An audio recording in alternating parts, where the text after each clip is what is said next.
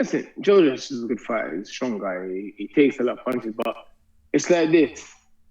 Some of these guys with great chins, one night just comes, boom, and it's gone like that. And I believe I carry power to knock anyone out in both hands. Anyone on this planet, I just got to land a punch. A land a punch can take any of these guys out. And just is the same. I don't need to just target his head. I target his body and his head. I won't just do like what Parker did good in Spurs, but it was in Spurs. And I'm a warrior. I'm a fighter. I'm not going to go in the ring and just back up and keep running back. No, I'm going to go and throw hands.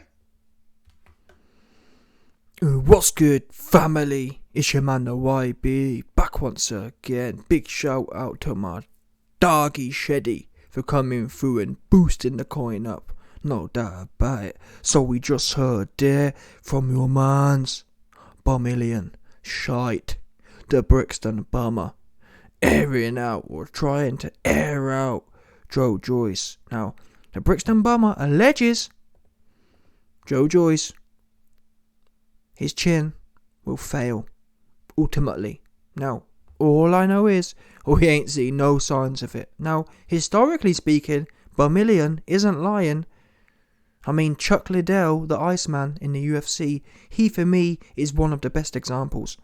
Yeah, in the prime of his career, he just used to take shots that'd be bouncing off. And then as he got older, interestingly enough, into his 40s, I mean, even Tito Ortiz, who ain't got no power, ain't got no hands, a wrestler, even he slept the guy. So yeah, there's no telling, there's no doubt that for certain individuals, not even certain individuals, but for most people, that will be the case. However, there are anomalies. For example, George Foreman at 49-year-old, still had a cast iron chin. His chin arguably even got better as he got older. When he was younger, Ali stopped him, although that was more cardio, but still. When Foreman got older, he was almost more robust. So I think there's a possibility Joyce might have that Benjamin Button gene, where your chin just gets stronger, more weathered almost. Yeah? And people have been saying about Joyce's genetics, apparently he has some sort of, He has some sort of regenerative DNA. Yeah? When he takes a shot, the DNA in his bone structure repairs, causes kind of micro fractures, and it repairs stronger the next time. Apparently, that's the kind of Anunnaki DNA tech your man Joyce has got on his chin. That's what I've heard. I've heard Joyce's bones have some kind of regenerative quality in them. Yeah, Elon Musk already trying to acquire Joyce's life rights and whatnot to do some experiments to work out.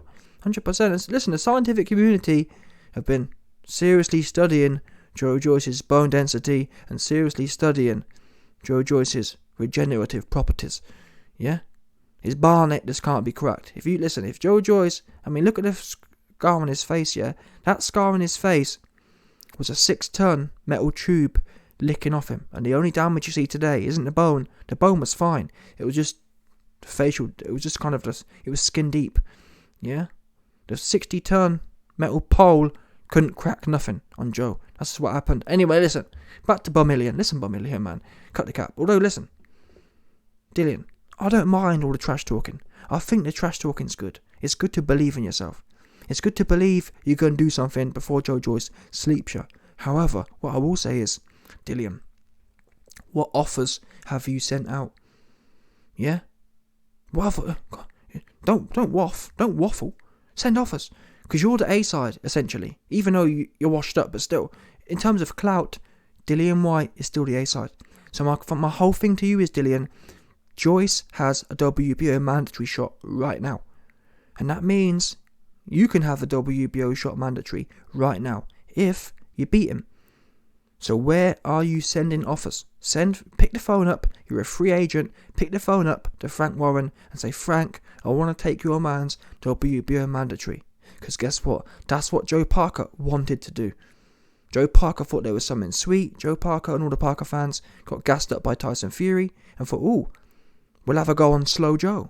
Yeah, we'll have a go on Slow Joyce. Yeah, Slow Joyce, 100%. SLOWE Joyce. Slow. Yeah, not Joe. Slow. 100%. But listen, that's what they thought. I thought, oh yeah, Parker's with Andy Lee now. Honestly, the amount of mans who messaged me telling me about Andy Lee, you wouldn't believe. YB, be careful. Don't lose your money because Andy Lee was no good himself. Let's be real now. Yeah? I ain't gonna lie. Was I any good in sport? Relatively no. So it's nothing personal. I'm just calling a spade a spade. Yeah? Andy Lee was no good. So let's not talk about Andy Lee no more. Yeah, because Andy Lee, if anything, showed how naive he is. Andy Lee, Mr. Expert, was telling us how Joe's got no power and Joe's too slow and, you know what I mean? Wait there. How can you profess to know so much about the game, but then misjudge Joe Joyce so wrong? Andy Lee said he thought a stoppage was coming. What the fuck? Stoppage? You want to worry about your man getting chinned, is what you want to do. And that's why I don't believe in all these boxing experts. Because if you're a boxing expert and you tell me you think Joe Parker's going to knock Joe Joyce out, that says all I need to know about your boxing level of experience. You brought your man in a career heaviest and he was gassed after 3 rounds, and you want to talk about Joe Parker going to KO Joe Joyce? Get serious. Anyway, man, listen. Dillian Whyte slagged off Joe Parker and said, listen, Joe didn't really come to fight, and I'll go out fighting. Dillian, you'll go out on your back sleeping is what you'll do, but go out fighting. Yeah, because where was your going out fighting against Tyson Fury? And Tyson Fury didn't even throw any shots. Now, arguably, Dillian Whyte would say, well, the reason I looked bad against Fury was because Fury didn't throw any shots. I like to counter. And that, to be fair, might be the case. Dillian Whyte pulled off a win against Chisora solely from countering. Joe Joyce, people say Joe Joyce is slow, yeah. Joe Joyce is super accurate, and Dillian Whyte, I'm sorry, but Dillian Whyte isn't that quick himself. Dillian Whyte throws big looping shots. Look how silly Tyson Fury made Dillian Whyte look. Now, of course, Joyce isn't as quick as Fury, but still. End of the day, I reckon Joyce's timing will make Dillian look silly the same way. Joyce is a big, strong bull. Yeah, he the real deal. But again, all I'm saying is, I'm glad Dillian feels confident. That's how he should feel. But end of the day, let's run it. Let's not waffle. Let's not grandstand, because Dillian's complained about not getting his shot for years. Guess what, Dillian? Joe Joyce, he want all the smoke. Yeah? You've waited 5 years for your WBC shot. You can get straight back into line within a year. All you've got to do is beat Joe Joyce in February. So send the contract, send the term sheet, send the offer. Or at least reach out and say, listen, I'm here to get my booty popped by Joe Joyce. That's all you got to do. Listen, Dillian, what you got to do is put an email out to Frank Warren saying, hi Frank, my name's Dillian Whyte and I'm ready for Joe Joyce to pop me in the butt the same way he did to Joe Parker. That's what you got to do. Because Joe Joyce right now, he popping anything that moves. Any hole, listen, end of the day, yeah, right now for Joe Joyce, any hole is a goal. Yeah, simple as that. If you got a hole, Joe Joyce is 100%, he looking at it like a goal. If you got a hole, it's a goal for Joe, 100%. Yeah, and I'm telling you now, I think it'd be a great fight. It'd be a great spectacle. And from my point of view, I know for a fact there'll be a lot of Dillian Whyte suckers who get lured in. And I can't wait to take all their coin. Because I'll literally bet half of my net worth, approximately half of my net worth will go on Joe Joyce beating Dillian Whyte. I just don't see it at any level. Then again, in all fairness, Dillian Whyte does have a big hair trigger left hook. But I just think Joe will take it. I do. Because bear in mind, people, Dillian Whyte and Joseph Parker were similarly matched in terms of power. I don't remember watching that fight and thinking, wow, Dillian's got 10 times more power. No. When I watched Dillian Whyte and Joseph Parker fight, they were similar kind of level. Yeah, I'd probably give a little bit of an edge to Dillian Whyte, but equally, Dillian Whyte had less cardio. Dillian Whyte was almost falling over.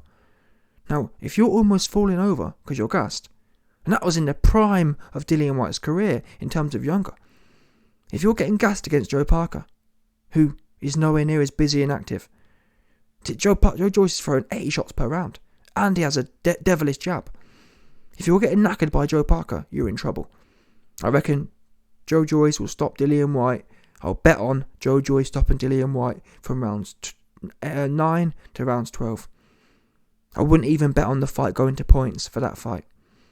Because there's no way Dillian Whyte makes it distance, in my opinion. He gets slept. Joe Joyce will break him down, jab his Barnett off. Yeah, Joe Joyce will jab this Mohican looking ass punk rocker Barnett clean off Dillian Whyte's scalp. Simple as that. Listen, Dillian Whyte. Yeah? We all see you rocking that punk rock, you know what I mean, that punk rock Mohican Barnett. It will get punched right the way off for you. And I'll bet on it. I'll bet this little Mohican looking ass punk rocker Barnett don't end up on Dillian Whyte's head after 12 rounds. You'll see it on the floor somewhere, just hanging around.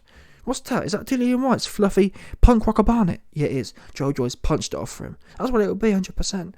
Yeah? You'll see some sweaty black fluffy wig on the floor. You'll see Dillian Whyte's fluffy black punk rocker Mohican looking ass Barnett just sitting there all sweaty on the floor after Joyce has punched off for him, 100%.